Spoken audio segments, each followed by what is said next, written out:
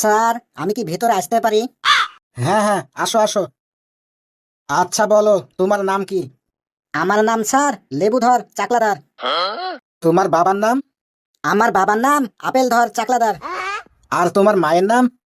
আমার মায়ের নাম কমলাধর চাকলাদার। কি নাম রে বাবা! তোমাদের নামগুলা শুনে মনে হচ্ছে তোমাদের বাড়িতে ফলের কোনো অভাব নাই। জি স্যার, আপনি হয়তো ঠিকই বলেছেন। আচ্ছা, তুমি যেন কোন ক্লাসে ভর্তি হবা? স্যার, আমি ক্লাস 9-এ ভর্তি হব। শোনো লেবুধর চাকলাদার, আমার সাথে কিন্তু বেশি ফাজলামি করবা না। আমি আবার বেশি ফাজলামি পছন্দ করি না। জি স্যার, আমিও তাই। শোনো, আমি তোমাকে যেসব প্রশ্ন ধরবো ঠিকঠাক উত্তর দিবা। ঠিকঠাক উত্তর দিতে পারলে স্কুলে ভর্তি হতে পারবা, আর না হলে কিন্তু ভর্তি হতে পারবা না। জি স্যার, আপনি প্রশ্ন করেন। তোমাকে যোগ বিয়োগ থেকে একটা প্রশ্ন করি। ধরেন স্যার, যোগ বিয়োগ আমার পক্ষে কোনো ব্যাপারই না। আচ্ছা বলো তো, একটা ঝুড়িতে 20টা কমলা আছে, 5টা পচে গেল, তাহলে ওই ঝুড়িতে কয়টা কমলা থাকে? স্যার, সহজ প্রশ্ন, ওই 20টা কমলাই থাকে। ভাবে চিন্তে কথা বলো। 20টা কমলার মধ্যে 5টা পচে গেছে, তাহলে কিভাবে 20টা থাকে? স্যার, আপনি কি আমাকে বলদ পেয়েছেন? 20টা কমলার মধ্যে 5টা কমলা পচে গেছে। পচে যাওয়া কমলা তো আর আপেল হয়নি। সেই ক্ষেত্রে তো 20টা কমলাই থাকে নাকি?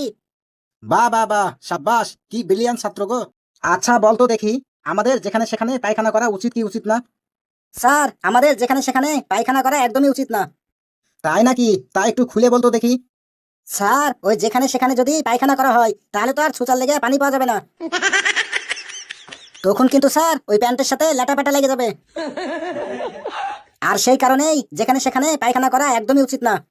তুই তো দেখছি মহাপণ্ডিত রে, আমাদের স্কুলে পড়ে তোর কোনো কাজ নাই। আমার মনে হয় তোকে পড়ানোর মতো এই পৃথিবীতে কোনো স্কুলই জন্ম হয়নি, শিক্ষক তো দূরের কথা। তাই বলছি, তুই আমাদের স্কুল থেকে এখনই বের হয়ে যা। স্যার, আমি কি আসবো? আরে এসো এসো, বসো আমার সামনে। আচ্ছা তোমার নাম কি বলো তো? আমার নাম স্যার লেবুধর পান্ডে। আর তোমার আব্বার নাম? আমার আব্বার নাম তরমুজধর পান্ডে। আর তোমার মায়ের নাম? আমার মায়ের নাম বেদানাধর কুমকুম পান্ডে। শোনো, বেশি পাকনামি করো না। যা যা প্রশ্ন ধরবো ঠিকঠাক উত্তর দিবা। ঠিকঠাক উত্তর দিলে ভর্তি হতে পারবা, আর না হলে কিন্তু ভর্তি হতে পারবা না, বুঝতে পারলে? ঠিক আছে স্যার, আপনি প্রশ্ন করেন। আচ্ছা তুমি কোন ক্লাসে ভর্তি হতে চাও? স্যার, ক্লাস 8-এ ভর্তি হব। শোনো, এমন একটা জিনিস পুরুষ মানুষের তৈরি করে, তৈরি করা হয়ে গেলে কোনো পুরুষ মানুষই ব্যবহার করতে পারে না। সেটার নাম কি বলো তো? আরে স্যার, মেয়ে মানুষের টয়লেট পুরুষ মানুষের তৈরি করে কিন্তু ব্যবহার করতে পারে না। আচ্ছা তুই এমন একটা বিপদের কথা বলতো, যে বিপদ থেকে উদ্ধার করলেও সমস্যা, আবার না করলেও সমস্যা।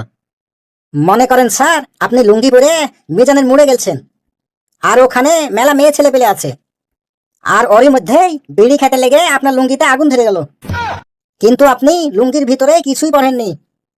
এখন ওই লুঙ্গি খুললেও বিপদ, আবার না খুললেও বিপদ। শুন, এই স্কুলে এখন কোনো সিট নাই। সিট হলে তোর আব্বাকে ফোন করে বলবো, তুই এখন বাড়িতে চলে যা।